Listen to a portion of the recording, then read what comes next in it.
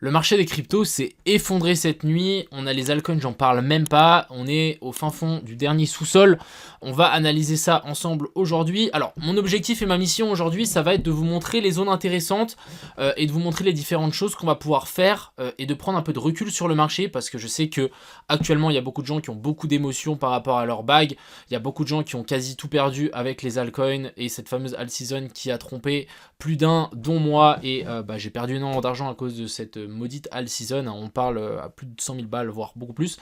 Donc, mon objectif aujourd'hui, ça va être de simplement prendre un peu de recul sur ces graphiques, d'enlever un petit peu les émotions et de se dire, putain, mais on est où? On va faire quoi? Qu'est-ce que je fais? Et c'est un peu les questions qu'on va essayer de répondre ensemble aujourd'hui pour que à la fin, vous puissiez prendre une décision par rapport à votre situation. On va parler bien évidemment du Bitcoin, de la dominance du BTC qui a complètement explosé l'ancien top. On ira voir l'Ethereum, on ira voir le Solana, on ira voir Others, donc c'est le market cap de toutes les cryptos sauf le top 10.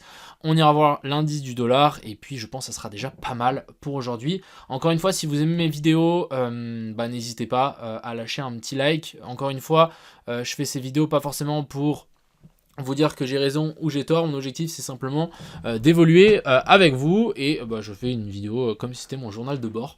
Voilà, enfin bref, j'espère que cette vidéo vous plaira, n'hésitez pas à me le faire savoir, ça fait toujours autant plaisir et merci pour les commentaires dans ma dernière vidéo. Si vous n'avez pas vu la dernière vidéo, n'hésitez pas à aller le voir parce que je mets vraiment des patates et je pense que c'est important et je pense que vous allez apprendre des trucs. Enfin bref, bon visionnage les gars. Crypto, alors, je me suis posé la question, quelle chart je commence par analyser? Je me suis dit que j'allais commencer par le Bitcoin, ça me semble un petit peu plus logique. Donc hier, je vous avais dit que en voyant par après cette zone-là, c'était une zone évidente de short, c'est toujours plus facile de le faire par après. On avait fait un COS, on revient chercher la zone ETE, et du coup après ici on a continué à chuter. Hier on était là, je vous avais dit qu'il y avait de fortes chances qu'on vienne récupérer cet equal low, qu'on était là, on est venu le récupérer et on est descendu directement chercher les zones qui étaient intéressantes ici, donc la zone de fair value gap en H4 et la zone ETE. Alors pour moi ce sont des zones intéressantes, pourquoi? Parce qu'il ne faut pas oublier que la tendance ici de fond est haussière. Pour le moment, je dis bien pour le moment, on est venu faire ici une petite inversion de structure, donc on a quand même un cost boss qui nous dit que la tendance ici baissière est inversée et qu'on est en train de repasser haussier. On a eu un rebond et là on est redescendu assez violemment jusque cette zone là, potentielle correction ici en A, B et puis C. Donc on a quand même pas mal d'indicateurs qui nous disent que cette zone là peut être une excellente zone de support. Et comme on peut le voir ici, le surpassement de mes deux zones, donc on a ma zone OTE ici et la fair value gap, vous voyez que ça nous crée un rectangle entre les deux. Et souvent quand on crée un rectangle et quand on voit une zone de rectangle clair, donc c'est une zone où on a beaucoup plus de croisements et d'intersections et c'est une zone qui est encore plus intéressante. Vous voyez ce qui s'est passé? On a eu un joli rebond sur cette zone là. Donc personnellement, je pense que le Bitcoin, si vraiment on doit encore avoir notre dernière jambe haussière, devrait tenir cette zone là. Si on ne tient pas cette zone là, on va commencer à pouvoir paniquer. Voilà, c'est dit, le sweep et la récupération là-haut n'est vraiment pas ouf. Après, je me dis, on en a aussi fait une au sud. Donc en soi, on est 1-1. Inversion de structure ici. Je pense sincèrement que cette zone ici devrait tenir et en théorie, on devrait venir récupérer un nouveau plus haut. En espérant que quand ça pump ici, on vienne chercher un nouveau plus haut. En venant récupérer un nouveau plus haut, les gens se rendent compte, ah tiens, on va peut-être investir dans les altes. Je sais qu'il y a des altes qui sont descendues à 0, dont le fait. Mais voilà, en tout cas, la zone qu'on a là, franchement, très clean. Très clean. Maintenant, en low time frame, est-ce qu'on a quelque chose d'intéressant? Toujours pas. Je pense que on pas forcément venir récupérer ces mèches là, mais faire en tout cas un retour pour récupérer, je sais pas, on a une petite zone de FVG qui est intacte juste ici. Là on est venu sweep le high à l'ouverture du marché US, donc maintenant à voir est-ce qu'on viendrait pas chercher un peu plus bas. Autre chose qui peut être assez intéressant, c'est le gap des CME. Alors ça fait longtemps que j'ai pas été voir cette jolie charte, mais en gros ici on va pouvoir simplement, je vais juste enlever ça, voir qu'on a créé un gros gap des CME dans cette zone là, donc c'est vrai qu'on a tout intérêt à venir le récupérer, voire même à le combler. Mais n'oublions pas un seul truc, c'est que la tendance ici, à preuve du contraire, est baissière. Pourquoi? Bah parce qu'on fait à chaque fois des plus bas toujours plus bas et des sommets toujours plus bas. Donc clairement, la zone qui va être très intéressante à surveiller, ça va être la zone ETE. Quand je dis la zone ETE, ça va être la zone ici, donc entre la zone des 103 000 et la zone des 100 500.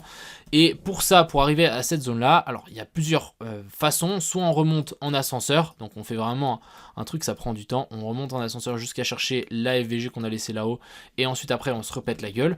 Ou on essaie de créer un bottom sur cette zone-là, en espérant qu'on tienne finalement ce plus bas-là et qu'on aille chercher plus haut. En tout cas, pour ça, c'est ce que je voulais vous montrer.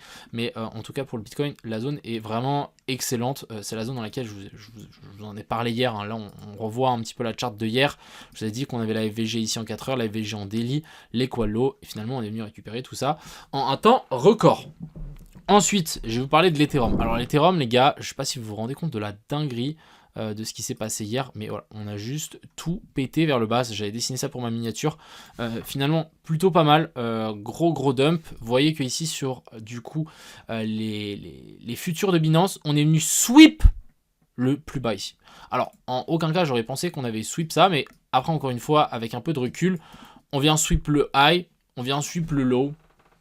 J'ai pas trop d'explications par rapport à ça, mais en soi, ça me paraîtrait un peu logique de voir ça comme ça.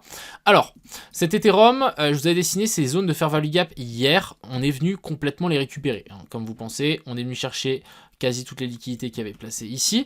Et on est venu dans la zone de FVG qu'il y avait ici. Donc, pour moi, tant que cette zone de FVG ici en daily tient, on devrait tenir. Ça correspond aussi à la zone ETE, la FVG en daily. Donc maintenant, on veut voir une création d'un bottom dans cette zone-là. Tant qu'on n'a pas de bottom qui est en train de se créer dans cette zone-là, ça va devenir compliqué. Autre chose que je voulais vous montrer, c'est ici, donc les bougies qu'on a là après la mèche, il y a de fortes chances qu'on vienne les récupérer. Donc ne vous précipitez pas, si jamais vous voulez rentrer en Ethereum, on aura une deuxième baisse pour récupérer ces lots là. Et c'est à ce moment là qu'on pourra potentiellement rentrer en long. Je ne rentrerai pas en long tant qu'on n'est pas venu récupérer ce lot là, et ensuite après on avisera. J'ai même tenté un petit short ici qui s'est fait SL, malheureusement je vous le montre juste après, mais la pattern était plutôt pas mal. Mais en gros voilà, l'objectif ici ça va être d'attendre à ce que l'Ethereum descende chercher ces eaux là, hein. Franchement je sais pas jusqu'où on peut descendre, on peut descendre assez bas, hein, genre jusque là, et ensuite qu'il nous fasse une inversion structure, et une fois qu'on aura une inversion structure qui sera mise en place, là on pourra tenter un long pour récupérer un peu plus haut. Mais tant qu'on n'a pas ça, ça sert à rien de se précipiter. On est dans des zones très intéressantes. Si moi j'ai des Ethereum, j'aime beaucoup d'Ethereum, je vais pas les vendre maintenant. Clairement pas. Je préfère mourir que les vendre maintenant. Pour moi, ce serait idiot. Il aurait fallu les vendre beaucoup plus tard, beaucoup plus tôt, excusez-moi.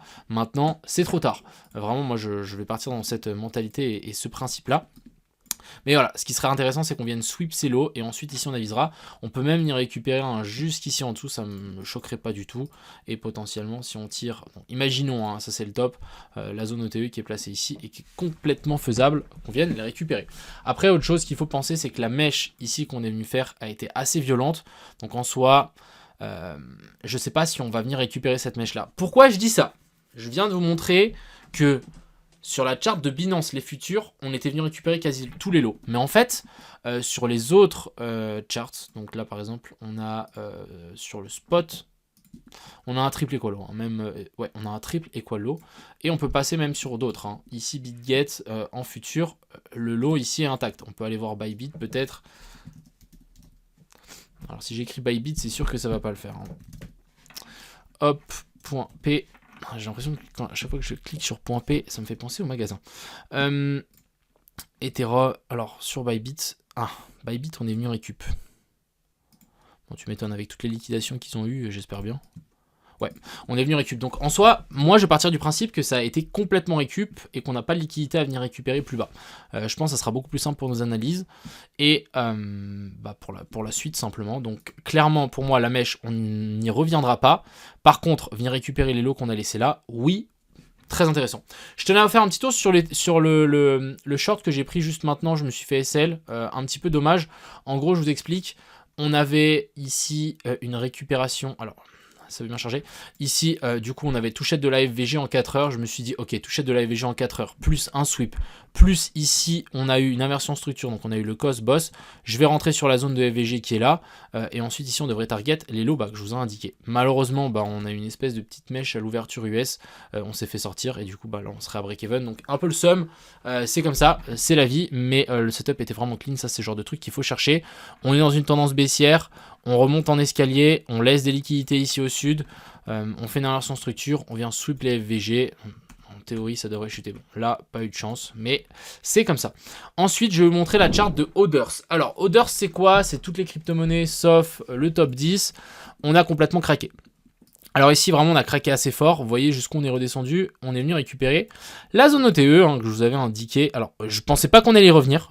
Je dis bien, je dis juste que je vous l'avais indiqué pour information. Voilà, des fois, les informations, ça fonctionne. On est venu récupérer ça. Regardez moi-même ce qu'on est venu récupérer. Franchement, des fois, je suis choqué de la précision. La FVG, ici, en daily, elle a été touchée. Franchement, incroyable. Donc, en soi, si, je vous dis un truc, si ça, c'est pas le bottom, ça va commencer vraiment à sentir mauvais. Pourquoi? Parce qu'en fait, la tendance ici est intacte, mine de rien, même si on a complètement craqué. Elle est intacte, hein. Ici, on est clairement venu faire un cos. On redescend chercher la FVG extrême dans la zone OTE. La dernière fois qu'on a fait ça, c'était ici. On a récupéré la liquidité avec cette mèche-là, et c'était ici. Donc, maintenant, à voir. Est-ce que vous pensez que cette zone-là va tenir, et on va vouloir repartir vers le haut, et on va continuer la petite tendance haussière qui est en cours, ou c'est la fin du monde? Voilà, c'est la question qu'il va falloir vous poser. Du côté de l'indice du dollar, je le trouve assez intéressant. Alors, pour moi, on est clairement dans une zone de rejet. Maintenant, si on passe peut-être en 4 heures, on va voir qu'on a quand même une très jolie inversion structure. Donc, à voir comment ça va se goupiller, cette histoire. Mais je pense qu'on va récupérer plus bas. Ici, on a le cos, et ici, on a le boss. On remonte, et du coup, on devrait rechuter un peu plus bas. Donc, l'indice du dollar, pour moi, je pense qu'il est baissier. Qu'on est dans une zone de retournement. Maintenant, à voir comment ça va réagir. N'oublions pas que Trump, il est en train de faire beaucoup de modifications et de changements. Donc, on peut clairement être surpris. C'est vrai que des fois, les charts, quand on a des tels mouvements dans tout ce qui est fondamentaux, c'est vrai que ça peut changer clairement nos trades et simplement nos setups. Donc, faut faire attention. Par contre, voilà, on est clairement dans une zone de rejet et ça pourrait être très intéressant si jamais on se fait rejeter par cette zone-là. Et on va finir par le petit Solana qui, lui, est descendu assez bas. Mais encore une fois, franchement, ça pourrait être pire. On est venu, on est même venu faire le triple tap ici. Premier tap, déviation et deuxième tap. On est dans la zone de fair value gap. Vous voyez qu'on est devenu récupérer donc le rectangle en plus clair, donc entre la zone OTE et la zone de fair value gap. Maintenant, on veut voir quelque chose. C'est dans ces zones-là qu'on veut voir du changement, on veut voir quelque chose qui est en train de se mettre en place. S'il n'y a rien qui est en train de se mettre en place, ça va commencer à devenir compliqué. Je pense pas qu'on reviendra chercher cette mèche-là. En tout cas, si on y revient et qu'on commence à dégoupiller plus bas, ça va commencer vraiment à sentir le roussi. En tout cas, pour moi, cette zone-là est vraiment bien. On peut s'attendre à récupération. Vous voyez qu'ici, on a créé presque un petit équal low. On est exactement, je vais vous dire ça, sur la zone ici des 198, je pense que ça pourrait être une excellente zone, donc faire tout ça, avant de partir on vient sweep ça et après ça repart, là on pourra avoir un super setup à prendre. Pour le moment c'est pas le cas, n'oublions pas que la tendance ici reste baissière, vraiment là on est venu faire un cos, là on vient refaire un cos, donc maintenant il faut vraiment nous dire ok on redescend là, on fait un nouveau plus haut, dès qu'on a fait un nouveau plus haut, hop on redescend, on fait un nouveau plus haut et là on a vraiment une tendance haussière qui est en train de se mettre en place, mais tant qu'on n'a pas ça franchement méfiance, mais voilà, on est dans des zones, pour moi c'est qui te double, voilà, c'est soit t'achètes le bottom, soit tu vas à zéro. Je pense que c'est vraiment la mentalité que, en tout cas dans les zones que je vois actuellement sur Bitcoin et Ethereum, c'est chaud.